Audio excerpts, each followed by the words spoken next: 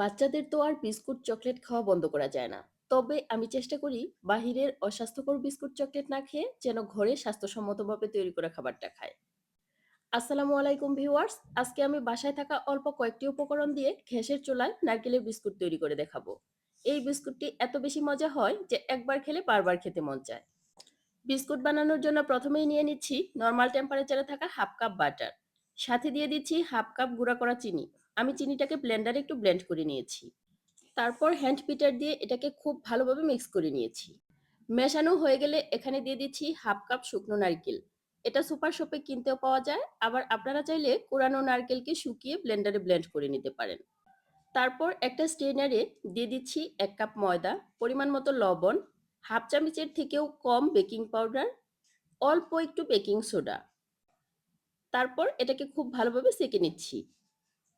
Biscuit বানানোর সময় অবশ্যই ময়দার মিশ্রণটাকে একটু চেলে নেওয়ার চেষ্টা করবেন, তাহলে বিস্কিটের টেক্সচারটা অনেক ভালো আসবে। এখন এই ময়দার মিশ্রণটাকে বাটারের সাথে খুব ভালোভাবে মিশিয়ে নিচ্ছি। এখন এখানে দিয়ে দিব নরমাল টেম্পারেচারে থাকা লিকুইড দুধ। এখানে আমি ২-৩ চামচের মতো দুধ ব্যবহার করেছি। এখানে কিন্তু খুব বেশি পরিমাণে দুধ ব্যবহার করা যাবে না, তাহলে ডোটা শক্ত হয়ে যাবে, বিস্কুটটা খুব একটা ভালো হবে না। এখন ডোটাকে একটু সময় নিয়ে খুব ভালোভাবে মথে নিচ্ছি। যদি আপনারা এই বিস্কুটটাকে পারফেক্টভাবে তৈরি করতে চান, তাহলে এই ডোটাকে কিন্তু কোনোভাবেই শক্ত করা যাবে না। এই ডোটা একটা সফট ডো হবে।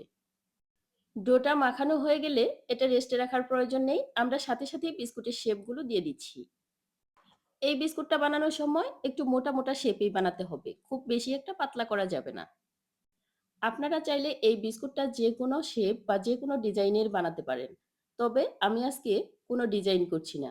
শুধু কিছুটা শুকনো নারকেলে কোট করে নিচ্ছি।